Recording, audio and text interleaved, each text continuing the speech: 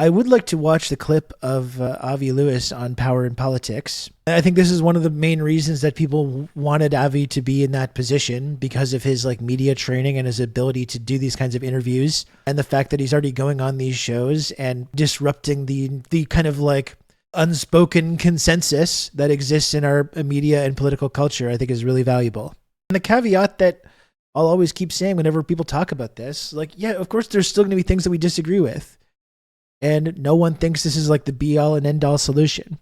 And especially when we're talking about foreign policy, if you want to point out he's not good enough on this or that or Ukraine or NATO or whatever it is, okay, that's fine. Let's organize something in that vein, and let's get out there and promote these ideas. And he can be out there doing his thing.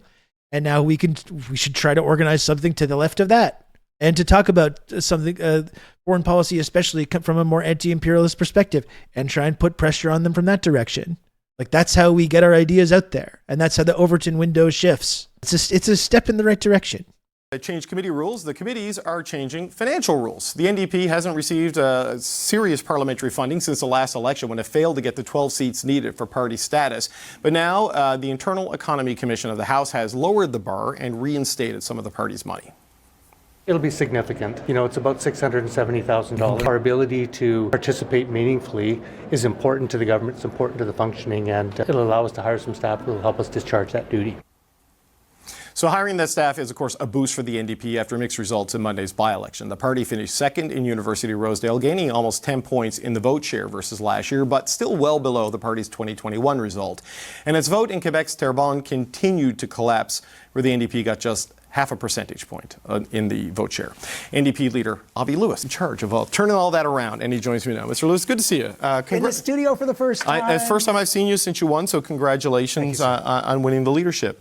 Look, I don't need to tell you the situation the party you have taken over is in right now. We've seen Laurie Idlout cross over to Mark Carney's Liberals. We saw Dolly Begum leave the provincial NDP and get elected as part of the majority win there. I mean, how do you explain the NDP playing such a big role in this Liberal success? Well, I think the majority that we're witnessing now is a troubling one. I think parliamentary historians would be hard-pressed to find an example anywhere in the world ever where a majority has been assembled through floor crossers in the British parliamentary system. I have one example. Okay, tell me, because Manitoba, 1969, when Ed Schreier, a New Democrat, I should have known was one seat short, and a opposition MLA sat as a Liberal Democrat to give him a majority and save the government. Amazing. So there you go, in 1969. I was informed of that Monday night. So no one crossed to the government side, though, and there were not five. It was like a coalition. I know. No, this is, as a national government, situation. This is an unusual thing. I'll tell you, David, what I worry about. Look, you know I've been doing this for a long time.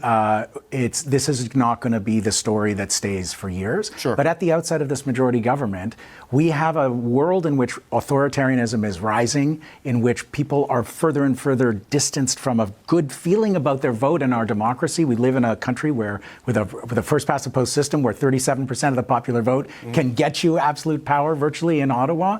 We can't take any more measures that tarnish our own sense that our vote means something. So I really am concerned about the floor crossing majority, and that's what it is. But that's what we got now, and that's where we'll do our work. Well, I mean, do you think Canadians see this as tarnished and illegitimate in any way? Because if you look at where broader public opinion polls are, Mr. Carney and his government have gotten more popular since the last election. And look, I concede your point. This is an unusual way to cobble it together. They didn't win it in an election. Sure. And I'm not saying this government has no legitimacy. No, I don't think this is constitutionally illegal. Hyperbole or anything like that. But it's worrisome. And it speaks to, and the ideological span, which spans the entire spectrum now from Dolly Begum to Marilyn Gladue, I don't know what it means to be a Liberal anymore. And for us in the NDP, frankly, it is an opportunity to remind Canadians there is a consistent voice, a principle in Parliament. We stand for actually measures that will improve your daily life in a cost of living emergency. We're fighting for a public option for groceries. We're naming surveillance pricing and at the supermarket and on retail, and actually laser focused on the emergency that people face every day trying to pay the rent. And this government has been distracted by trying to form a majority with floor crossers and by a lot of things internationally. And we're going to try to bring it home. and have a relentless focus on what Canadians are going through, because it's really hard, and there needs to be a voice for that in Parliament. It's impossible to ignore what's happening internationally, though, when that is what's driving Absolutely. so many things domestically. Like even the price at the pump right now is because of Donald Trump's folly in Iran. You know, there was trade shocks last year with this trade war. There's supply shocks this year with the Strait of Hormuz issue, right? So you have to find a way to navigate that. That's one way to talk about that.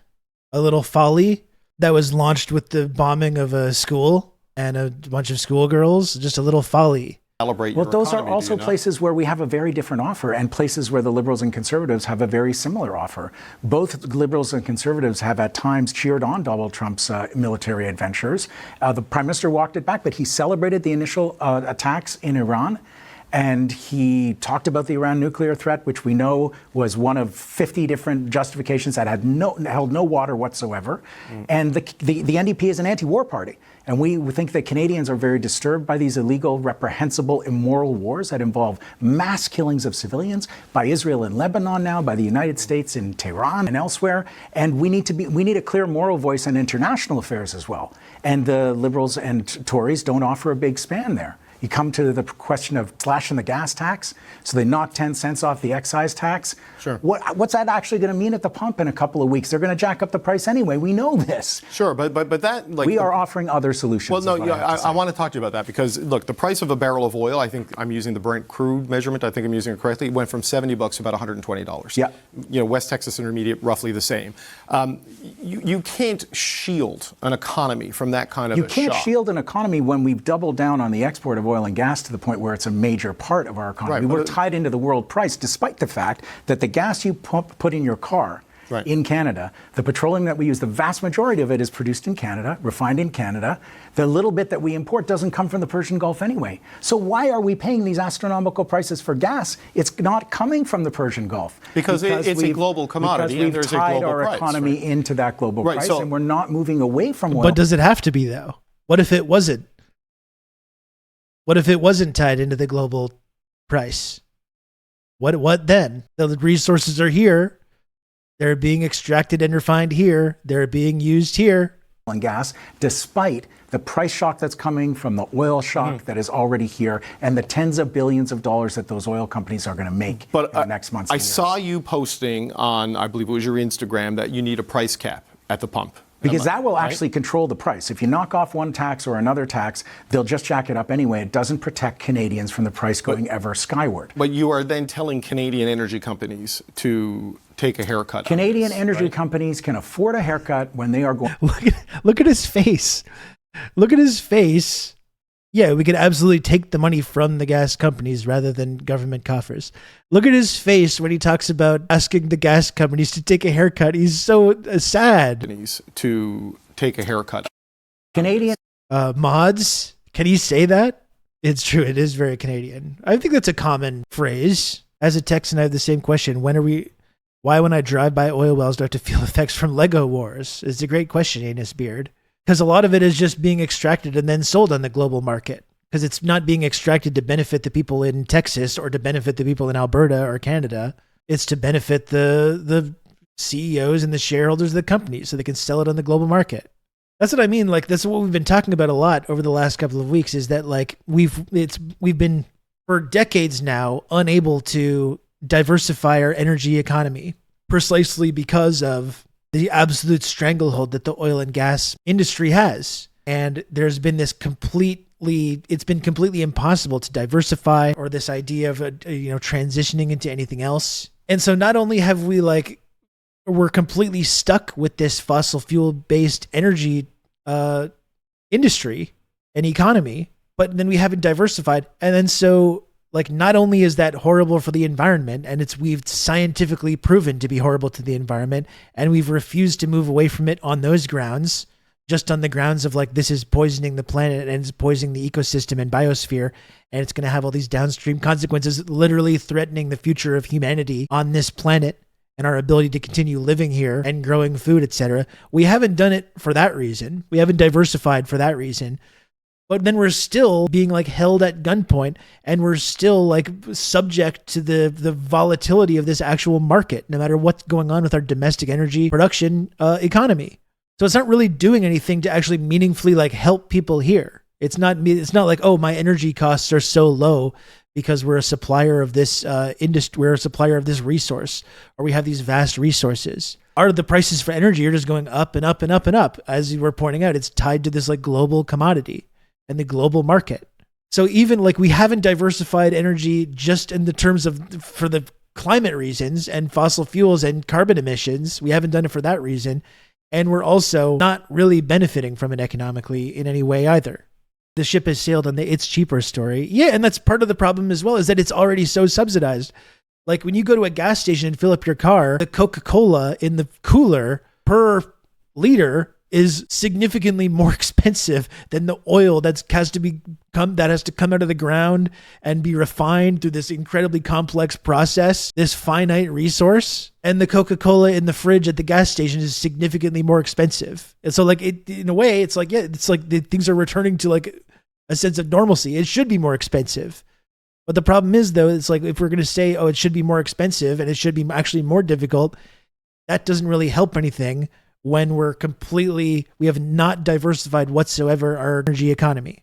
So it's just this completely losing scenario now that we're trapped in. Anyway, it's just funny he gets so upset on the behalf of the energy companies. That's when you're the host of Power in Politics. That's the actual power. So that's what you've got to respect. That's the power that the whole political system is serving, is the oil and gas industry. But his answer is really interesting. That you need a price cap at the pump. Because that will actually control the price. If you knock off one tax or another tax, they'll just jack it up anyway. It doesn't protect Canadians from the price going ever skyward. But you are then telling Canadian energy companies to take a haircut. Canadian energy companies can afford a haircut when they are forecast to make $100 billion in excess revenue. So can the grocery this companies. year alone. Tens of billions of dollars of excess windfall profits. We got to be taxing that money and capping the cost of gas, returning those profits to Canadians to support them in the price shocks that those oil companies' profits are going to drive. Jim Stanford, the economist, determined in the last price shock in 2022, 45% of it was driven, the inflation spiral, remember that? I do. Was driven by the high cost of oil. And the same thing's going to happen this time, even worse. But the federal government isn't the only player in this particular thing. Like, I come from an oil-producing province in Newfoundland and Labrador, and when the price of oil will go up, the corporate profits and the royalties that the people of Newfoundland and Labrador would get from their deals with the oil companies will go up. Sure. If you cap their profits, you cap what the provinces who produce these resources get, and they need, places like my home province need that cash. We're addicted to oil as a society, and the governments are addicted to the revenue.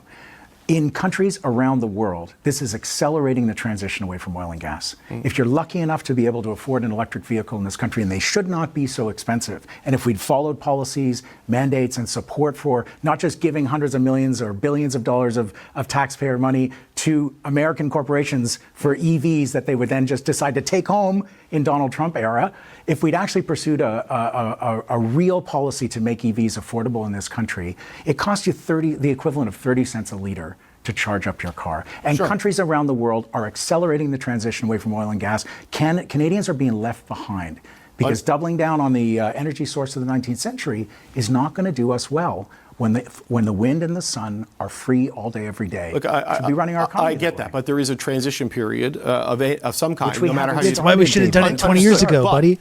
You know, a lot of what you're talking about with the price controls, I mean, you know. The key thing about a transition period is it has to start eventually, right? You can't just keep pushing it off because it's like, well, there's a transition period. Well, I guess we just shouldn't do it.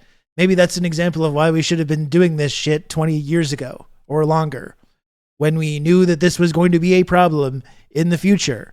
And all these precious oil companies knew about this as well and insisted that we do nothing at all. China has made it work. I wonder how. And that part of that is having, like we've been talking about, like my most recent YouTube video about liberal democracy, as we've been talking about, because in this system, it's completely impossible to carry out these kind of long-term planning. And it's even more impossible to challenge the underlying economic infrastructure that controls our country. Because the whole liberal democratic system is put in place to ensure that that machinery keeps going no matter who's in charge. That's why China is able to do that. Alberta from the 1980s is, you know, it sounds a bit like a national energy program or a derivative of that. Oh, don't put that down. No, but it is. You want to freeze in the dark with him? No, but it is putting a price cap on you know, a lucrative energy, natural resource that 2-3 provinces are heavily reliant on. I mean, I can hear Nahid Nenshi and Carla Beck right now saying, what are you talking about, Avi Lewis? Well, Carla and I had a great conversation the other day. And does she want a cap on the price of gas? She and I have some differences when it comes to energy policy, but there are a lot of things that we so agree smarmy. on. Like it's time to start a transition. And, you know, it is a lucrative resource. But, David, the massive proportion of these profits are being captured by the oil and gas companies, tens of billions of dollars, and they're mostly foreign owned. The big six in Canada is like 60% more American owned. So Donald Trump's wars are driving up the price of oil, and tens of billions of dollars from Canadians are going to from a Canadian resource are going to American I get all of that, I get all of that, but yeah, it just drives me nuts, the people that rise to this position in Canadian media. Just loyal servants. That's why it's called Power in Politics, because it's a loyal servant for power in this country. And anyone that challenges that gets tried to get put through the ringer in this way. Like we were saying, this is exactly why I think it's good that Avi's in this position. No matter what you think about the guy, no matter what you think about the NDP or electoralism or any of this stuff, again, we can all have our criticisms. That's completely fine. This is the value of having him in this position, is someone with this level of knowledge and media training being able to go on flagship Canadian political news shows and make this case to people, you know, and able to stay on message and able to relentlessly focus on these economic issues. And when you do this over and over and over for weeks and months, then you might have a chance of like breaking through to average people who realize that there actually is a different way of doing things in this country. And all of that, but constitutionally, natural resources is for the provinces, right? The stuff that is in their ground is for them to regulate and for them to develop and for them to control. And if you put a price cap on that, and the knock-on effect on that is to derail their commercial arrangements with the energy companies, I'm not talking about anything that would derail any commercial arrangements. Well, Chrystia Freeland put a 1% windfall profit tax on the banks in that same period when they were making... price cap and a tax are different. No, but I'm talking about windfall profit tax to offset the price caps and to return that money to protect Canadians. But banks are federally regulated, right? So like that's in her purview. Yeah. Look, the federal government has many levers over all kinds of industries. We can't ever do anything differently. Themselves would never have been developed as a commercial resource without massive amounts of federal subsidy, and go down the line, housing and healthcare and education and labor law. Much of it resides at the provincial level for regulation. And no, of course they'll never grill a right-wing politician like this, because like that's the thing, they don't have any actual coherent, like they're not actually challenging these economic powers in any way, even if they might sound like it sometimes. They're not actually interested in challenging the actual power in this country. You might be able to talk like that. You might be able to sound like a little bit of an economic populist, but they're not seriously proposing any policies whatsoever that meaningfully go after the entrenched economic infrastructure in this country and the powerful people that control it, whether they're the oil cartels or the banking cartels or the grocery cartels or the telecom cartels. And that's why they'll always grill someone like Avi way more, because he's actually interested in promoting policies that want to go after these people. And you'll notice as well, too, this is something that I've noticed in my personal life that I'm sure you've noticed as well, where people's like minds are so kind of colonized and this refusal to ever believe that anything could be better. And they'll correctly understand the extremely wealthy and powerful people in our societies, whether it's Canada or America or wherever else. They'll correctly understand how powerful these interests are. Like I said, in banking and housing and energy and telecoms or whatever it is. And then you'll go like, well, let's support someone that's going to go after these people then. We all recognize how we're being screwed by these people, by the telecom industry and the oil industry and the grocery industry and these very few people and organizations and families that fully monopolize this industry. Let's go after them. And then the same people that are like, well, you know, I recognize how evil this is and how fucked up and unfair this is. And they'll pivot right away to being like, well, then all these people are just going to like leave and take their investments and move out of the country. So we should just not ever do anything. Let's just not ever do anything. Let's just acknowledge that we're all being held hostage. Let's acknowledge that we're being held at gunpoint by these rich and powerful interests, and that any actual meaningful challenge to these people, they're just going to pick up their ball and leave and take their money and leave the country. So we just can't do anything. Let's just go. Why even do anything then? What's the point of even doing anything? Let's all just go home. What are we even talking about then? How about take their passports? Yeah, fuck them. How about that? Okay, leave. Goodbye. This whole idea that like nothing can ever be better. Like this is like it's part of capitalism, it's part of liberal democracy, but it's part of living in these societies. Just this like acceptance that nothing can ever be better and that we can never do anything differently. And that all these powerful, immensely powerful people and interests and cartels that have this huge amount of influence in their lives. Yes, we understand these people are evil, greedy psychos. Yes, we understand they have this huge impact on like everything that happens in our lives. We can never do anything to challenge them. We can never hope to meaningfully take away any of this power or wealth. So just let's not even try. Let's just not even try then. That's like most people that live here. And then it's like, yeah, you have someone like Pierre Poilievre that's coming close to making a coherent critique about something. And the only policy they want to talk about is tax cuts and deregulation and blaming everything on immigrants and trans people. And we have to choose between that person or the neoliberal banking magnate. It's really frustrating. And I just think it's good to just fully reject this idea, reject this way of thinking that nothing can ever be better and we can never challenge these people. They're too powerful. Well, they're going to leave the country. They're going to take their investments and their wealth and they're going to leave the country. Okay, goodbye. To say nothing of the fact that there are ways to confront that as well, you know, through appropriation, through nationalization, all kinds of things. But just on the basic level, you're going to be so scared of paying slightly higher taxes or competing with like a national grocery chain or a national energy system or a national telecom company. You're so scared by that. You're going to take your wealth and pick up your ball and leave. Okay, see ya. Goodbye. Yeah, and I think they won't even leave. I think that's what we're seeing in New York as well. All kinds of people were talking about leaving New York because of Zohran Mamdani. Did they leave? No, they don't. We have to stop being held hostage by these people. The federal government has levers. And in this moment, where Canadians are being gouged at the grocery store, we now know we're being spied on by our devices, and our browser history is being used to jack up the prices for individuals in this surveillance pricing crisis that is looming for us if we don't regulate it. The federal government has got to protect Canadians in the everyday emergency of just trying to get by in this cost of living crisis. We're going to stay laser focused on that. All right, this NDP leader, Avi Lewis. Yeah, very gracious guy. David Cochrane, I don't know. I find him really irritating. And an example of the exact kind of person that rises to these levels of prominence in Canadian media. And you see what role he's serving in that kind of a interview, which is a friendly but also like combative interview. He's not being like disrespectful. Lewis reminds me a lot of Layton. I don't know if he reminds me of Layton, and he's definitely someone that has a more like a program that's about carving out a sort of different place in Canadian politics, whereas Layton was a very like warm and charismatic person. You know, I had a lot of positive feelings about Layton as well. But I think if you want to point to like where the NDP has gone wrong, Layton is a big part of that conversation. As much respect as I have for the guy. And I think also people overstate Layton's accomplishments a little bit because the NDP success under Layton, it had a lot to do with Layton, definitely just being in that position and being charismatic and is going into Quebec as well and having a lot of success in Quebec. But that election was more about the Liberals being in disarray and people being sick of the Conservative Party. And there was this really weird and unique moment where there was this effort to get rid of the Conservatives that Quebec fully just on the provincial level, just overnight decided to vote for the NDP because that was the best possible way to get rid of the Conservatives. And then the rest of Canada didn't follow suit.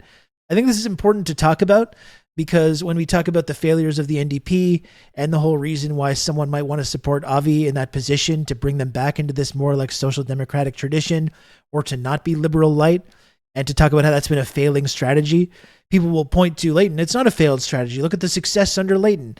And yes, Layton was charismatic. I agree. But I don't think the NDP's success at that time had much to do with like their pivot to if anything, the pivot to the center that they were doing did take advantage in that moment of a liberal party that was completely in disarray. But that had more to do with the fatigue about the Conservatives and this effort to get rid of Stephen Harper and the Liberals not really being a viable alternative in that time. And Layton, that's the reality is that he helped whip votes to drop bombs on Libya, which is a stain that the NDP still has to deal with, and it's a permanent stain on Layton's record and anyone that was involved in that. And this is exactly why we've been talking about Avi Lewis, and there's been exactly why we've been complaining about the NDP all these years, precisely because this pivot to the center and this effort to be liberal light has just failed to deliver any results except for that one period where they had this huge amount of success in Quebec and elsewhere. Appointing McPherson to his international affairs team, it makes me think he won't pivot as much on Palestine as he'd like us to believe. I don't know. I feel like McPherson has been okay on Palestine. It's like after October 7th and all the problems with the NDP that we've talked about extensively, and Sarah Jama and all that stuff. I feel like McPherson and the NDP in general have been pretty good on Palestine since that awful, period. For me, the Ukraine stuff is where that becomes problematic, because there's as much as Avi's talked about being an anti-war party, I don't know that he can say that the NDP is going to all of a sudden revoke the blank check for NATO to continue sending arms to Ukraine. And I think that's a problem. But like I said, that's something we can talk about. You don't need to think that they're going to be great on that. If your view of foreign policy, as is mine, is to come from things from a more anti-imperialist perspective, or to talk about that in that way, let's continue talking about that. And let's try to get them to answer these kinds of questions. And let's organize something that can put pressure on their left flank on this issue. How's Avi on Ukraine? I think the jury's still out on that. I think he has been willing to criticize NATO a little bit more, but it's tough because a lot of Canada's support for that has to do with the Ukrainian diaspora in Alberta especially. So it makes it very tricky to talk about. That doesn't mean I think that's an excuse to support NATO, which I don't think anyone on the left should be doing, as I've said many of times, but it's one of the reasons it becomes very tricky to talk about in this country. By sending arms to Ukraine, you're essentially arming Gulf states against Iran. Zelensky signed some agreement with Gulf states that they can use all the drone technology they're working on using. That's predominantly how the war is being fought right now. Yeah, I think that's a good point.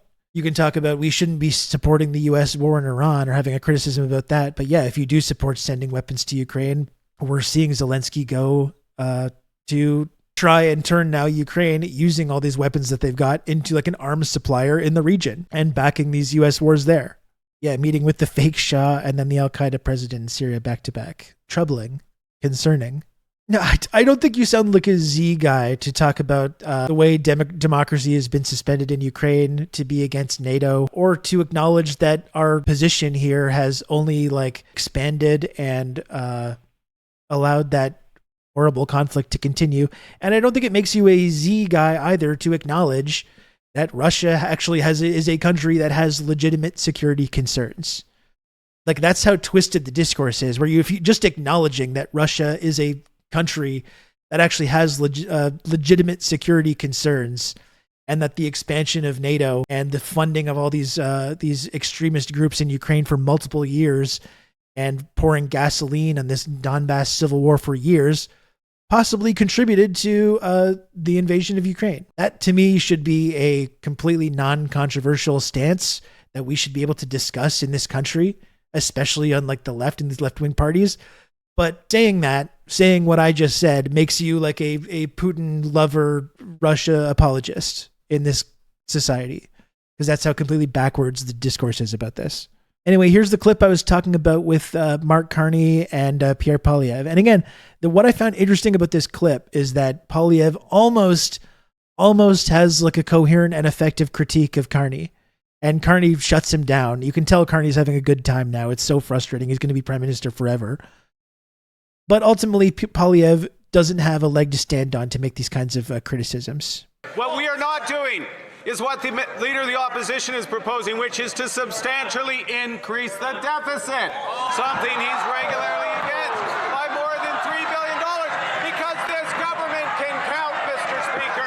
This government can count. Why not get rid of the entire Liberal tax on gas for the whole year? One thing I've learned in my economics education is you've got to study history and you've got to look at numbers. My record as a central bank governor is inflation less than 2% at the Bank of Canada, inflation less than 2% at the Bank of England. Clearly he's learned all the wrong lessons. Not only did he cause the housing crisis in London, not only did he cause the worst inflation in the G7 when he was the bank governor over there, he advised Justin Trudeau to print money here. Why doesn't he learn his lesson from all the failed economic experiments that only benefit insiders with tax havens like him, and get rid of all the taxes on gas for all of the year? That's what I mean. Oh, you almost have something. You almost have something about his extremely wealthy circles that he runs in, and the tax haven people just like him. You almost have something there. And then what does he have as a response? Instead, more tax cuts, which benefits the exact group of people The exact same group of people that you're attacking. It is the Spider-Man meme. Parliament is such a clown show. I think one thing that I have to admit I'm a little bit of a sicko about is, even though I've talked about liberal democracy and it being fake and how this is all kayfabe, I do kind of enjoy this rowdy parliamentary stuff. I think it's kind of fun, right? I do. I admit it. Even though I know, the whole thing is kind of just put on for show, and they're all hanging out and getting drinks together afterwards and they're all buddies, but I do kind of enjoy it though. In America, you couldn't have this in America. It would turn into a mass death event very quickly, I think. That was my point, though, is that Poilievre almost has a coherent critique, but it's like because he's a conservative, it just totally falls apart. And Carney's response is kind of funny. Oh dear, oh dear, oh dear, oh dear. Mr. Speaker, I feel like I'm in the presence of students. And on an exam, I don't think you would pass the exam with those answers. Oh, the liberal arrogance. I do kind of enjoy it a little bit. But again, it's like you're trying to talk about the powerful circles that this guy runs in and people that have that are billionaires with tax havens. But these are the exact people that Poilievre is there to protect. All he has is tax cuts and austerity. Oh, that's going to really go after the fat cats. That's going to go after the fat cats with their tax havens. More tax cuts and austerity. That's going to show them. He says in the most arrogant manner possible. It's true. Yeah, I don't know the guy. This is the hired muscle. You don't want to mess with these guys when things start getting rowdy. When things start getting rowdy in Parliament, you don't want to mess with these guys.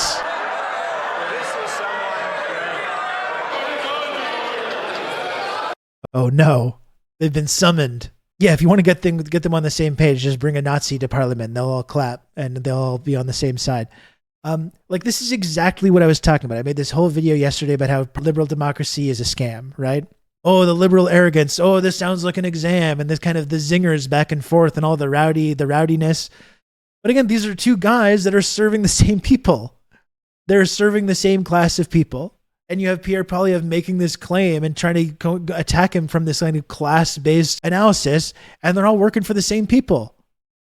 And as we've talked about endlessly, Carney, as prime minister, now that he's established this majority through this like completely undemocratic system of backroom deals and deal making, he's instituting the conservative economic agenda of tax cuts and increased military spending and austerity and slashing social programs and all this stuff. So it's like, yeah, they're getting in this big fight, this big back and forth, rubble, and they're all just, they have the exact same economic agenda with maybe a few minor differences. And then when we watch that, we watch and go, look at our government operating as intended, and this spirited debate of all these different ideas of how to do things. And they're the same ideas. They're the exact same ideas. Comrade Poilievre, he's an entryist plant stirring up class consciousness. That's why he's always talking about these kitchen table issues, kitchen table economic issues like massive tax cuts and slashing the social programs that we rely on. We can complain about inflation and we claim that inflation just comes from social spending. That's the conservative thing, right? That's the reason inflation exists, because every time you spend $1 that like helps someone secure housing or, it's some kind of energy subsidy or welfare or unemployment, that causes inflation, right? So you just have to slash all those things and then the inflation goes away. And the idea of going after the Weston family or one of these other like grocery barons that fully monopolize this industry and just getting them to lower their goddamn prices or to tax the massive billion-dollar windfalls they're all getting, of course, that's off the table. We don't want to do that. Inflation is bad. That's why we need to slash all this social spending that causes the inflation and never do anything whatsoever to interfere with the grocery barons or the oil barons or the telecom companies or any of the other like powerful interests and cartels that fully dominate and control our entire society. This is the spirited debate that exists inside our liberal democracy. Basically, no taxes on oil companies versus no taxes on oil companies. Exactly. And the big spirited rowdy debate. And it was being a wrestling fan that allows me to understand how fake this stuff is. When you understand what kayfabe is, you see it everywhere. It's not just in the wrestling world.